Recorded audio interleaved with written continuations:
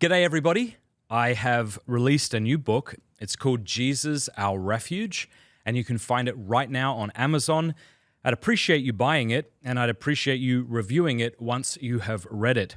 I'm really excited about this book. It's the most intimate book definitely the most intimate book I've ever written. When I came up with this idea, I knew that I wanted to go with a publisher that would help get this far and wide. I'm not interested in publishing a book that's going to reach a couple of thousand people. So when I went to Spirit of Wisdom Press, I said, I do not want to make 1 cent from this book. So all of the royalties that I would have gotten from this book just go back to the publisher so that they can print more and distribute it far and wide. Why do I think this book is important? Because we live in chaotic times.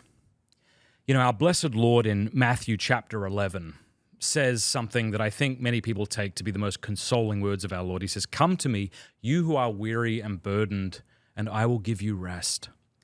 I say that these are consoling words because our Lord sees in us, isn't shocked at it, acknowledges what we often try to hide from other people and from ourselves, namely that we are weary.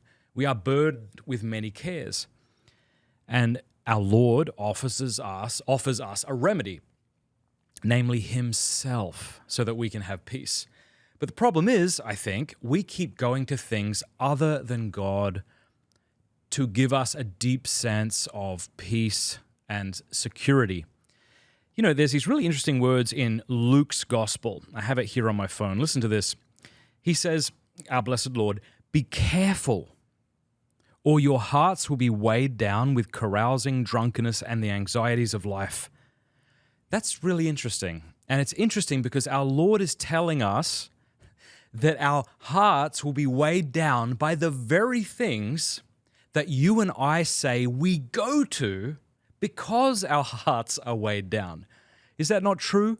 When we are weary and exhausted and insecure, that's when we turn to carousing, sexual immorality, drunkenness, and you might say the anxieties of life. What does that mean?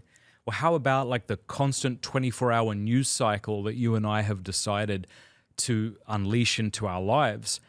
You know, we do this, I think, precisely because we're tired, and yet our Lord is saying, no, be careful. These things will weigh your heart down. So this book is about taking our Lord seriously when he invites us to come to him to find rest. In Jeremiah chapter 2:13, God says, "My people have committed two evils. They have forsaken me, the font of living water, and have hewn out for themselves cisterns, broken cisterns, which don't hold any water." And so if you have been doing that, and of course to one degree or another, we all do that, this book is for you. I think it's a deeply consoling and helpful book. My friend John Eldridge said this about it: "This is a kind, wise, and important book, delightful to read, while also deeply nourishing. Honestly, if you read 3 books this year, please let this be one of them. You will be rescued," which was very kind of him. So please get this book right now on Amazon. And then, as I say, once you've got it, do us a favor and leave a review. God bless you.